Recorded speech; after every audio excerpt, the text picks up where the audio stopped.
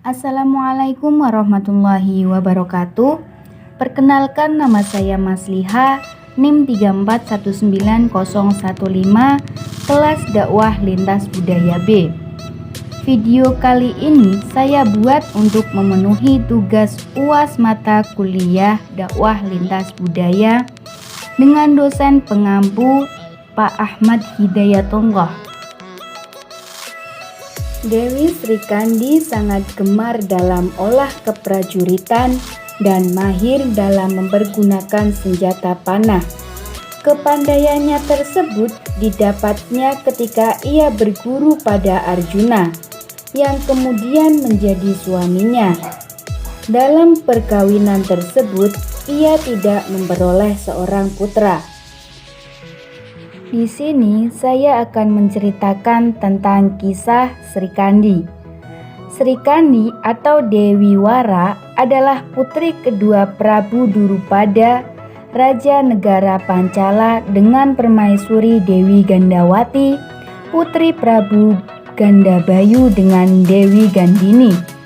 Ia mempunyai dua orang saudara kandung yang bernama Dewi Durupadi dan Arya Drastayumna.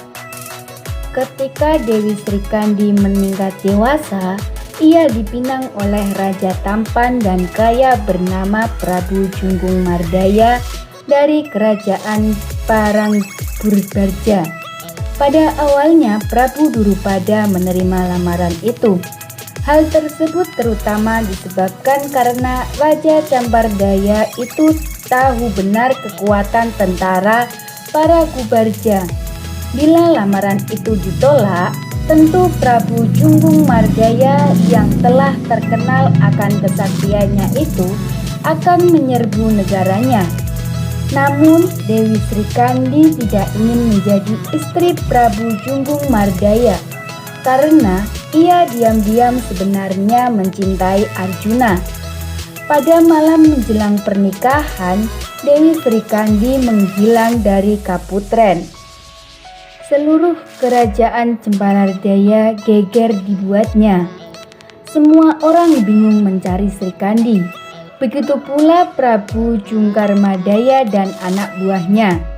Dewi Srikandi ternyata melarikan diri ke Satriaan Madukara, tempat tinggal Arjuna. Kepada Arjuna, putri Cembakala ini minta agar ia diajari cara memanah.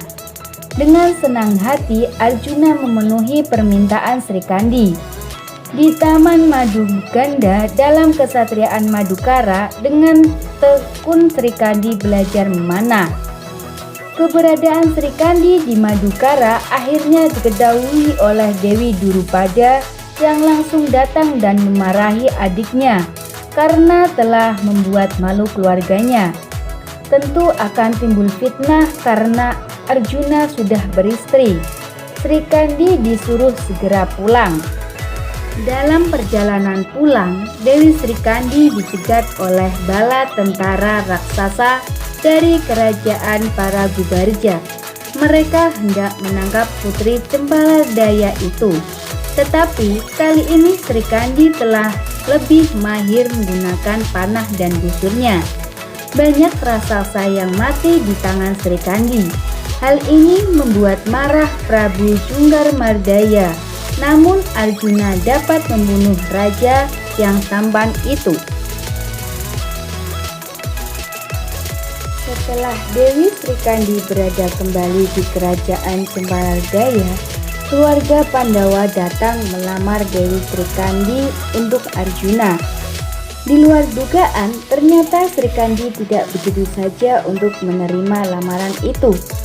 Ia mengajukan syarat kalau Arjuna dapat memulihkan Taman Meraca yang rusak akibat ulah para raksasa dari kerajaan Parangburbarja dalam tempo semalam, dan kemudian menyediakan lawan tanding wanita yang bisa menggulingkan kemahirannya memanah, barulah Srikandi mau menjadi istri Arjuna. Kedua syarat itu ternyata dapat dipenuhi Arjuna sebagai lawan tanding bagi Dewi Srikandi. Arjuna membawa salah seorang istrinya yang bernama Dewi Larasati. Istri Arjuna ini juga mahir menggunakan busur dan anak panahnya. Waktu Dewi Srikandi membuktikan dirinya sanggup memotong sehelai rambut dengan anak panahnya, Dewi Larasati ternyata sanggup membelah rambut itu. Akhirnya Dewi Srikandi mengaku kalah. Maka perkawinan antara Arjuna dan Dewi Srikandi pun berlangsung. Dewi Srikandi menjadi suri tauladan prajurit wanita. Ia bertindak sebagai penanggung jawab keselamatan dan keamanan kesatria Madukara dengan segala isinya. Dalam perang Bratayuda, Dewi Srikandi tampil sebagai senopati perang Pandawa pengganti Resi Sesta, Satria Wirata yang telah gugur untuk menghadapi Resi Bisma. Senopati Agung Bratasura Kurawa dengan penuh harus sekali.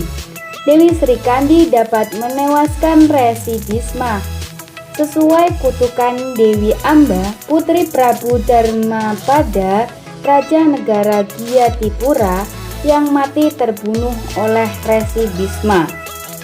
Akhir cerita, Dewi Srikandi tewas dibunuh Aswatama yang menyeledup masuk ke keraton Astina setelah berakhirnya perang Bratayuda. Itulah sedikit kisah dari Srikandi. Kurang lebihnya mohon maaf. Wassalamualaikum warahmatullahi wabarakatuh.